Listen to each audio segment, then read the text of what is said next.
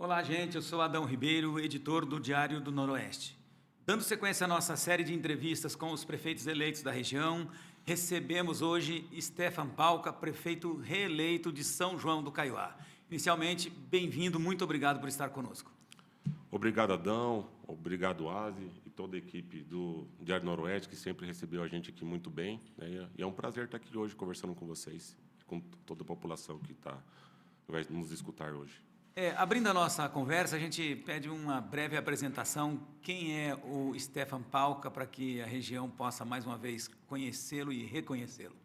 Meu nome é Stefan Tomé Pauca, eu sou médico, casado, sou servidor público de São João do Caiuá e da Prefeitura Municipal de Paranavaí.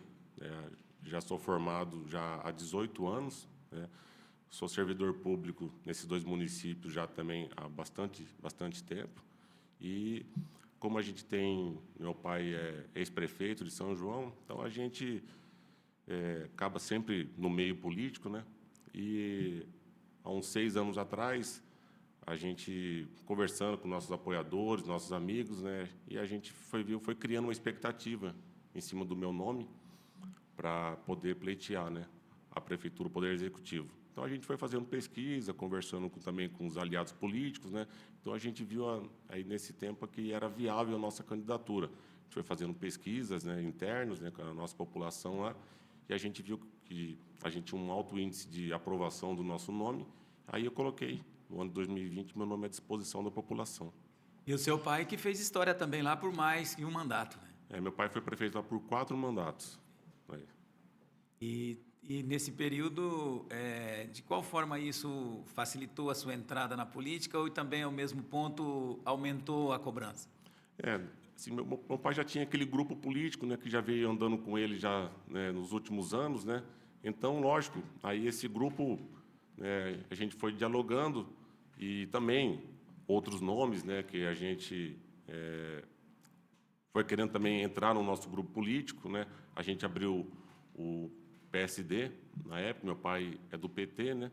Então a gente foi agregando também nesses dois partidos, mas foram filiando pessoas, né? Amigos, colegas, né? E pessoas interessadas em entrar na política também. E aí fez um casamento aí, né? No caso com 2 partidos, né? E com bastantes filiados, e a gente colocou o nosso nome à disposição. O senhor teve 67,17%, que é uma margem grande, Isso. tendo um concorrente também, um ex-prefeito. Isso mesmo. Como isso aumenta a sua responsabilidade, Stefan? Olha, na primeira eleição, eu fui eleito com 69%. Então, fui reeleito com 67%, a gente diminui um pouco, mas a gente vinha fazendo pesquisas e a nossa aprovação da gestão estava muito boa. Então, a gente sabe que o desafio da reeleição, eu falo assim, a gente foi eleito em cima de uma esperança e foi reeleito em cima de um trabalho que foi feito nos 4 anos, e 67% das pessoas aprovaram o nosso trabalho e votou novamente, né, em mim, não só em mim, né, porque na primeira eleição a pessoa vota em mim, na segunda eleição ela vota não só em mim, como no grupo, né, no todo o trabalho bem feito, nos secretários, nos servidores públicos, né, no trabalho prestado para a população, 67% das pessoas aprovaram esse trabalho.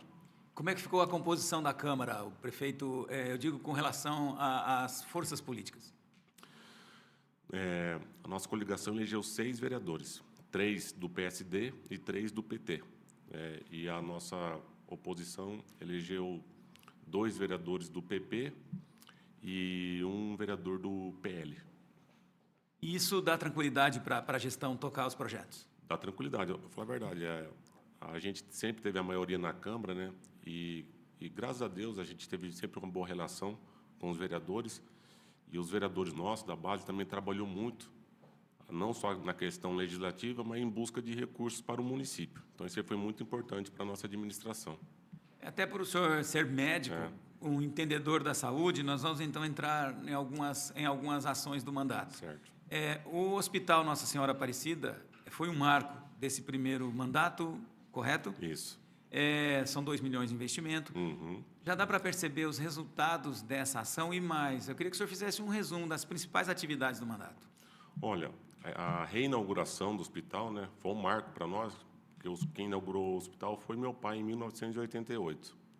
Então, ele vem passando por deterioração ao longo dos anos, né?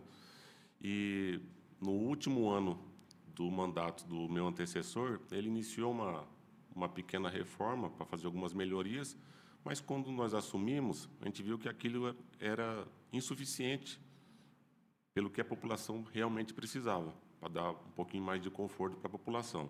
Então, a gente sentou com a equipe dos médicos, os enfermeiros, o engenheiro, aqui na 14ª Regional, o que poderia ser feito para melhorar o fluxo, né, e o conforto para a população.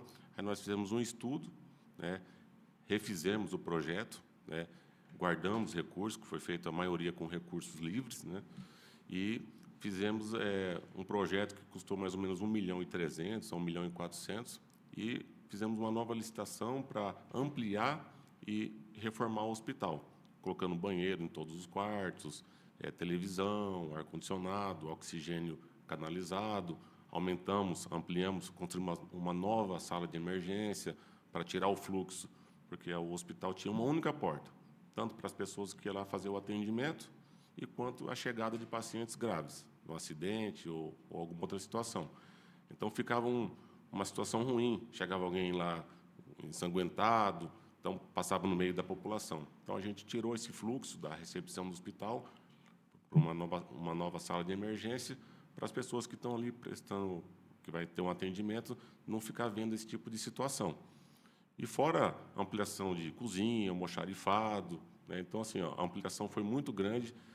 O hospital, assim, é um hospital velho, né? Mas com essa reforma a gente conseguiu reformar a parte de telhado, madeiramento, novo piso. Então, foi uma reforma e uma ampliação muito significativa para o município. E houve um investimento em contrapartida também do governo do Estado. O governo do Estado deu toda a mobília, em parceria com o nosso deputado estadual, Alexandre Cury, né, o secretário de Saúde, na época, era o Dr. Beto Preto.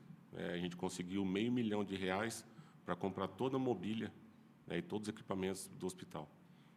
Na região, a saúde é um grande gargalo, né? Tem sempre ali, parece que tudo é pouco, na verdade, né?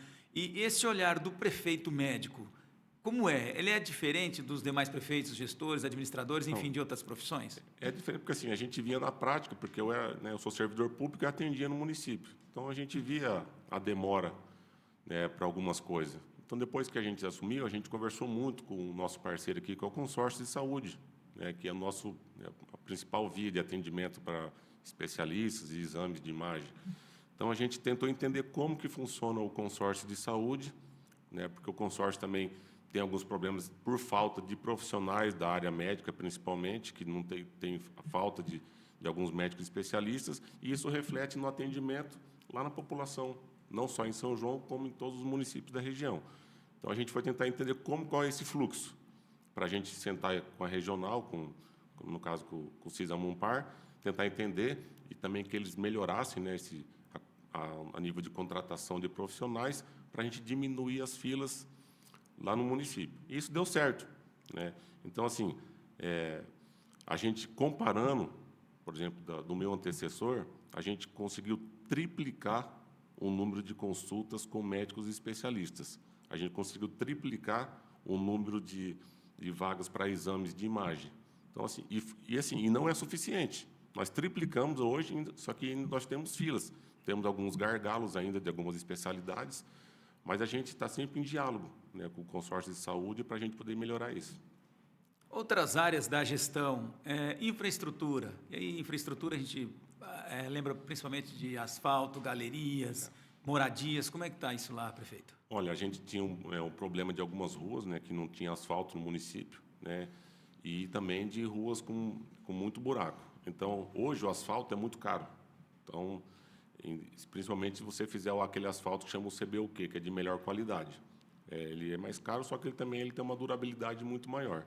Então, desde o começo da gestão, a gente optou em fazer o asfalto sempre desse tipo de CBUQ, para ter para a gente conseguir ter uma maior rentabilidade do asfalto, né?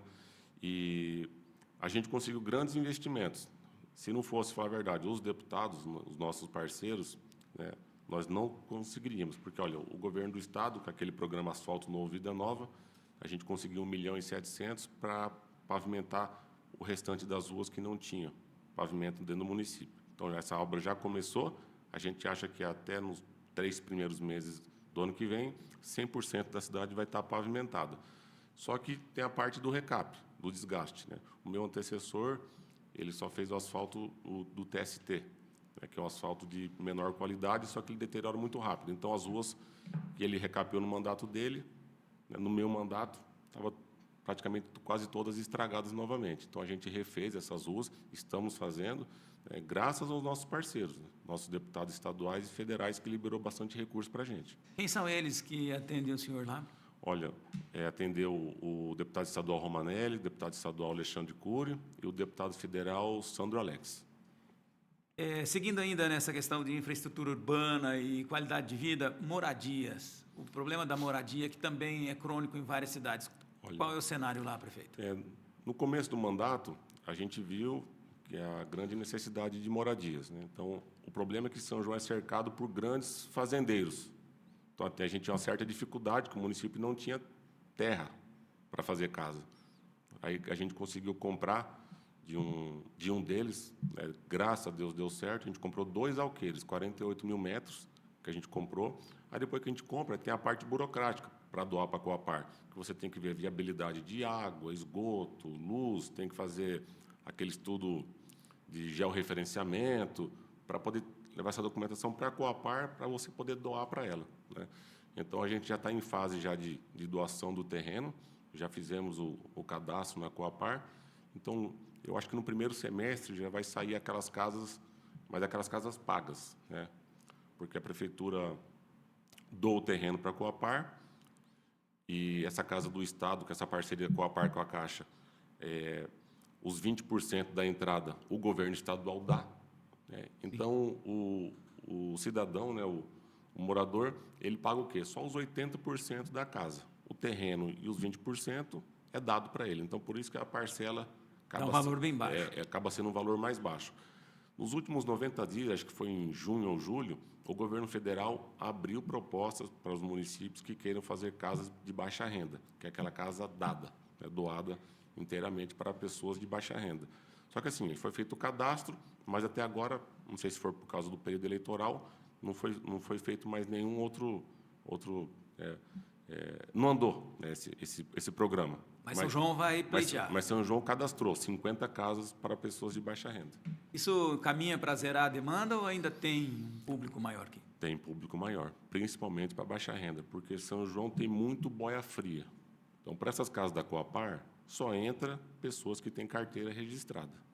Para casas de baixa renda, entra pessoas que, né, não conseguem comprovar renda, né?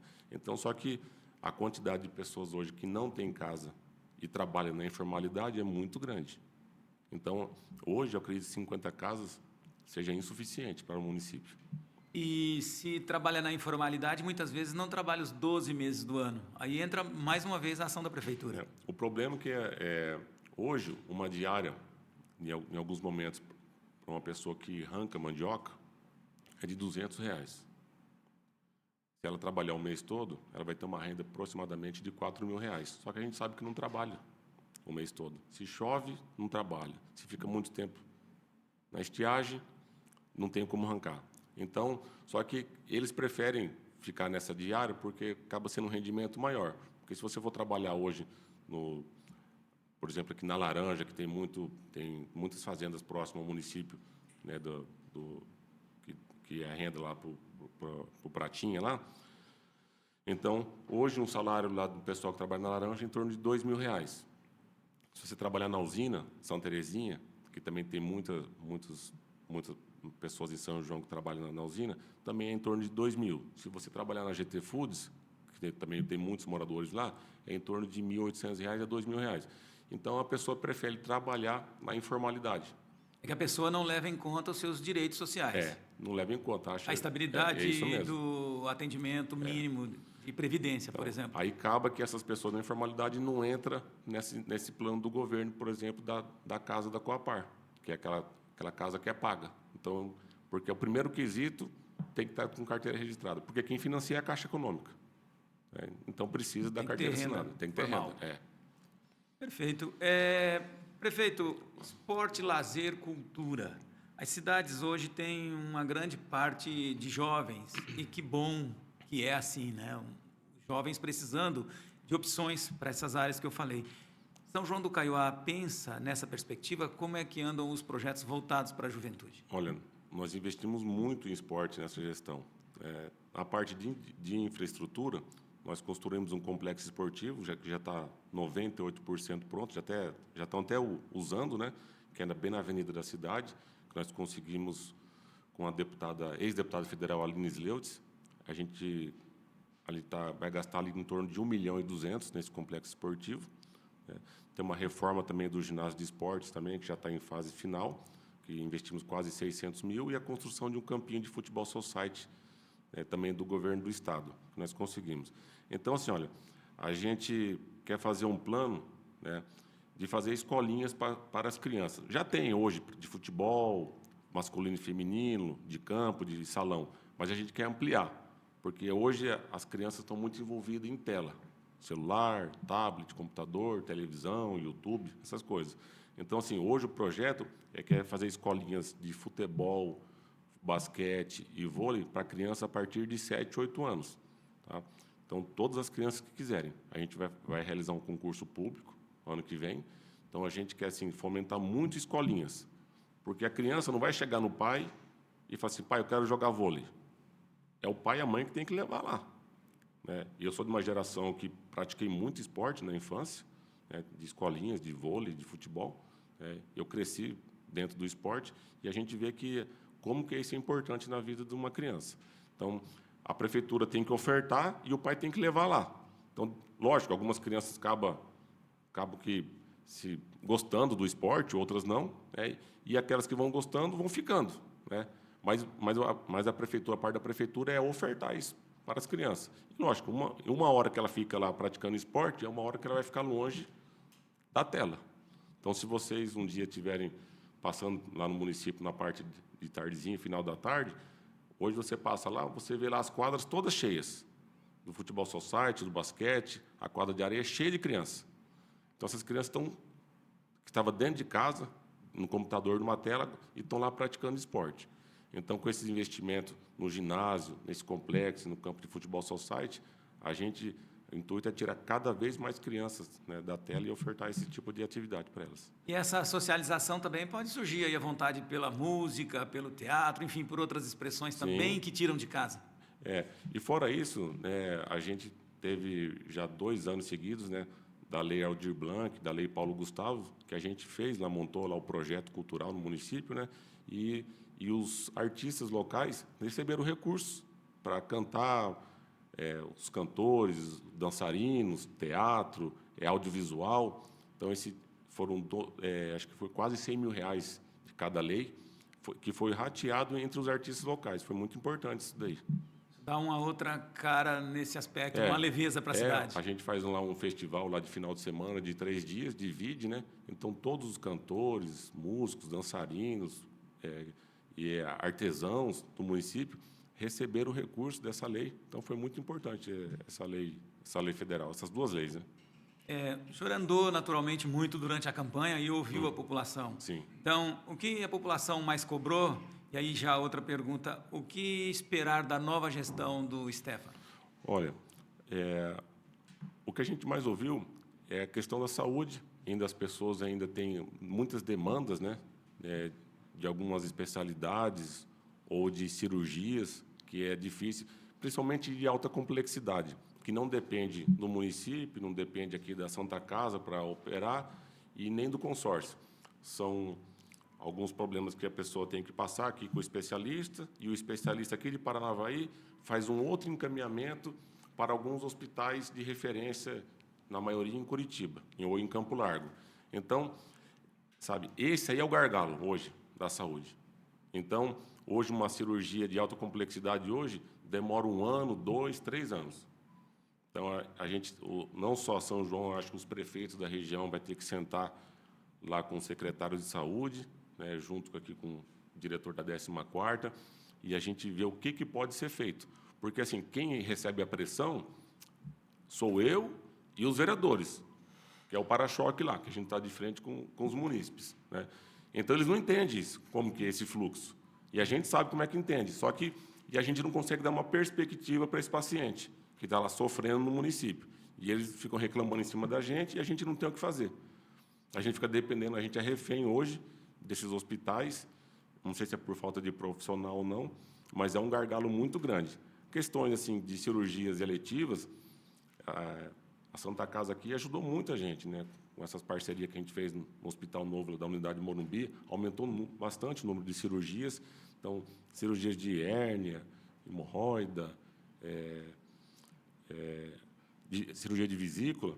Então, o volume de cirurgias aumentou bastante e a fila diminuiu muito. Catarata, por exemplo, né? Mas cirurgias de alta complexidade hoje é o nosso gargalo.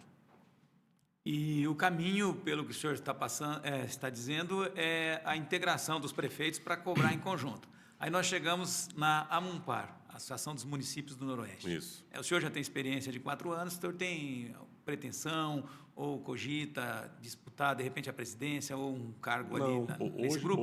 Hoje não. Hoje não tem essa pretensão, não. Então, a gente tem muitos projetos, né, para ser resolvido, né, esse ano e ano que vem, né?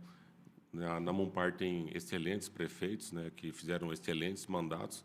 Então, eu falo, para você pegar a AMUNPAR hoje, para disputar, né, o pleito lá da AMUNPAR, você precisa dedicar tempo. Você tem que ter tempo. Porque para você colocar o seu nome à disposição para deixar abandonado, né, eu acho que não compensa. Então, quando o prefeito que quer pegar a AMUNPAR ou o consórcio, né, precisa de algum nível de conhecimento e ter tempo para se dedicar, né?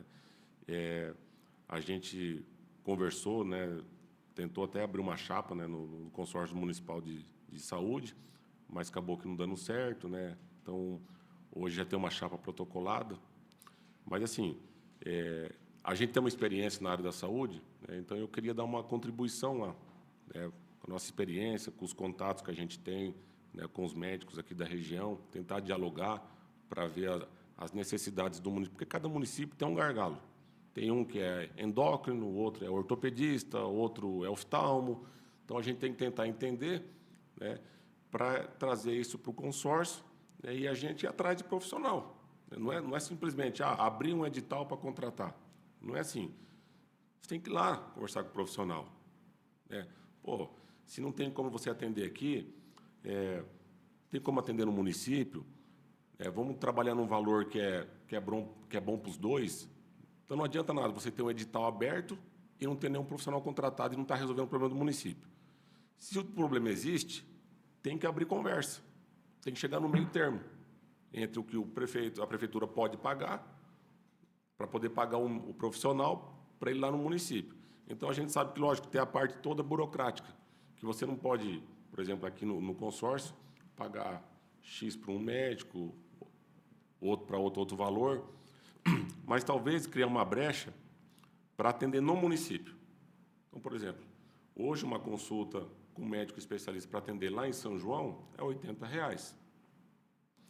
Então, se você tem um gargalo de alguma especialidade e você não tem o profissional, então cada prefeito sabe o quanto que ele tem para gastar, para investir, no caso, para aplicar lá no profissional. Então, por exemplo, hoje a gente tem uma demanda muito grande para neuropediatra. Porque essa questão de déficit de atenção, do espectro autista, tem uma procura muito grande por esse profissional. E não tem. Então, hoje, vamos dar um exemplo. Se eu poderia pagar hoje R$ 200 numa consulta. Poderia pagar a 20 consultas no mês. Se eu pagar 20 consultas no mês, para ele ir lá em São João, R$ 200, é R$ 4.000. Se eu tenho esse recurso, eu chamo ele para ir lá no município. Então, cada prefeito vai de acordo com o seu orçamento. Eu tenho um recurso, eu contrato. O outro não tem um recurso, não chama ele para ir lá. Mas o que a prefeitura precisa é de uma válvula de escape. Uma válvula de escape, né? O consórcio tem que trabalhar, né, para flexibilizar essa legislação, para, dependendo da demanda no município, você ter um profissional cadastrado lá, talvez com um valor maior. Então, não adianta nada eu ter o dinheiro para contratar o profissional e eu não tenho o profissional. Não resolve. Então, eu preciso resolver o problema. Então, tem que flexibilizar essas leis dentro do consórcio. Não, olha, eu tenho um neuropediatra, só que ele custa 150, 200, 300 reais. Se eu tenho o recurso para pagar, eu chamo. Se eu não tenho, não adianta nada eu ter a fila, ter o dinheiro e não ter o profissional. Não está resolvendo o meu problema. Então, cada prefeito tem que ajustar seu orçamento e, se ele tiver o recurso, ele contrata. Se ele não tem, não contrata. O senhor vai trabalhar em parceria com essa chapa já inscrita? Olha, sim, vamos trabalhar assim. E o senhor já foi procurado por algum prefeito para apoiar o futuro presidente da Mumpar ou para disputar, caso haja esse embate? Não, ainda não foi procurado ainda. Prefeito, nós estamos já encaminhando para o final da nossa conversa, então esse é o momento que a gente deixa à vontade para o senhor, se algo não foi dito ou não foi perguntado, que o senhor possa falar com a região e falar especificamente com o seu município. Olha, nós tivemos um mandato muito bom, mas esse mandato muito bom foi fruto das parcerias. Tá? São João do Caiuá é um município pobre que não tem recurso suficiente para fazer altos investimentos em obras, principalmente. Então, se não tiver parceiros para poder fazer esses investimentos, né, então nós tivemos muita sorte nesse mandato. Então, com nossos deputados, nós conseguimos muito recurso. Nós vamos terminar o mandato com quase 25 milhões em emendas de deputados estaduais e federais. Para você ter uma ideia, nós recebemos recurso de 7 deputados federais diferentes nesse mandato e de 7 deputados estaduais. Então, a gente sempre deixa as portas abertas, independente do partido, se é de situação ou de oposição, porque o beneficiário, a população, ela não quer saber onde mora o deputado e de que partido que ele é. A população quer saber da benfeitoria. É isso que importa para o município. Então, ninguém chega numa obra e pergunta se é da direita ou da esquerda. Ninguém pergunta.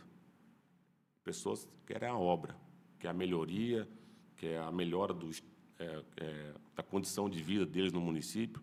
Então, essas parcerias, tanto de direita como de esquerda, que a gente recebe recursos dos dois lados, isso que é importante. Então, a gente salienta aqui que a gente trabalhou muito com os parceiros, com os deputados, com bons projetos. Tá? E isso foi fundamental também, não só eu, como vice-prefeito, também solicitando recursos para a base dele. Os vereadores também me ajudaram muito da base, procurando recursos e pedindo recursos para os deputados dele.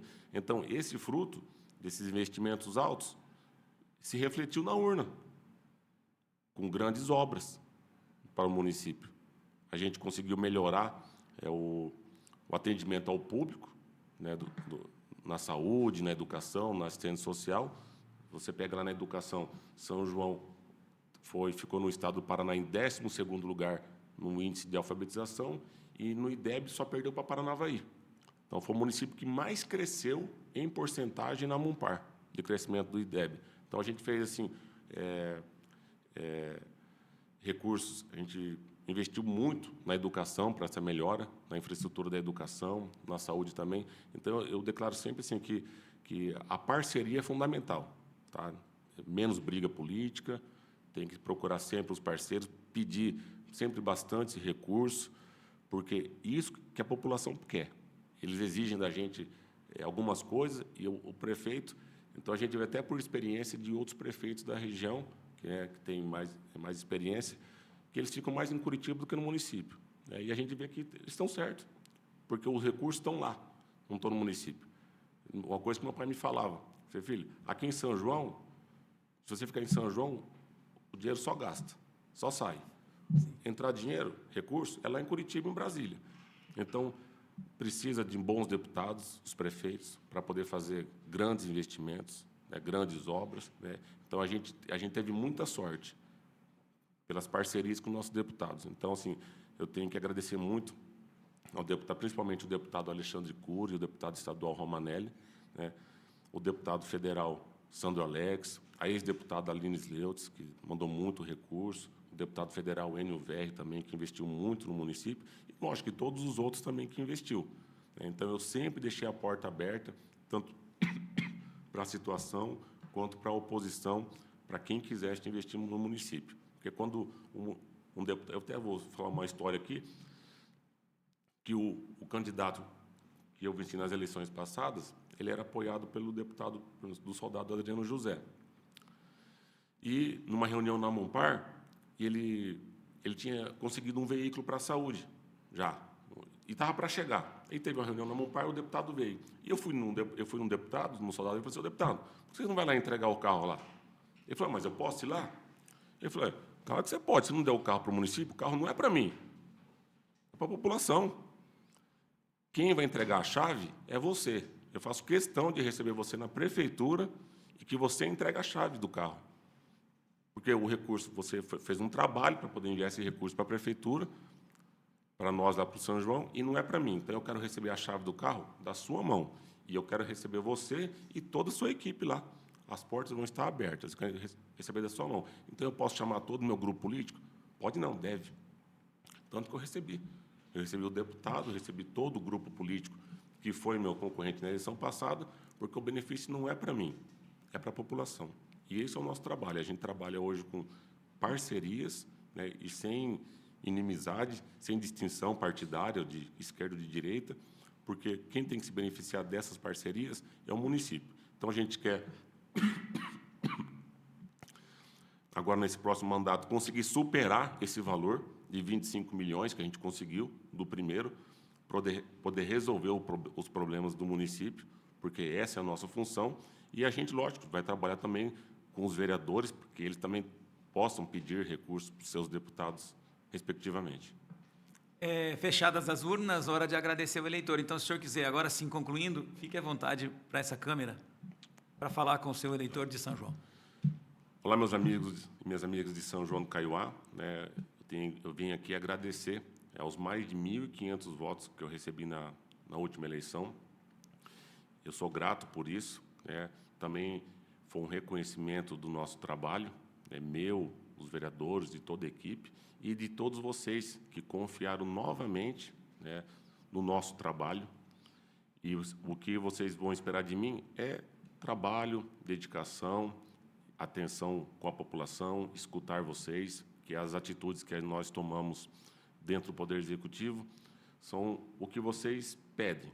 Muitas coisas, às vezes, não conseguem por questão jurídica, mas a gente escuta a população, nosso gabinete sempre esteve aberto esses 4 anos e vai continuar aberto para a população nesses próximos 4 anos, escutando para resolver o problema de cada um de vocês. Eu tenho aqui que agradecer a cada um dos votos que confiou, né, não só em mim, mas também nos nossos vereadores, e o que vocês podem esperar é comprometimento, tá, e dedicação com cada um de vocês.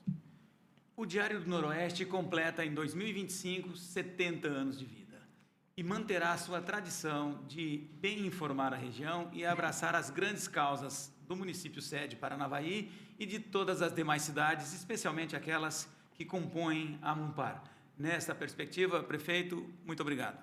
Eu tenho que agradecer vocês, né, o Diário Noroeste, sempre parceiro do município, sempre informando não só o nosso município, mas como toda a região. Vocês fazem um trabalho excelente aqui, em toda a região noroeste do Paraná, e fica aqui a minha gratidão a vocês também. E a porta de São João do Caiuá está sempre aberta para vocês.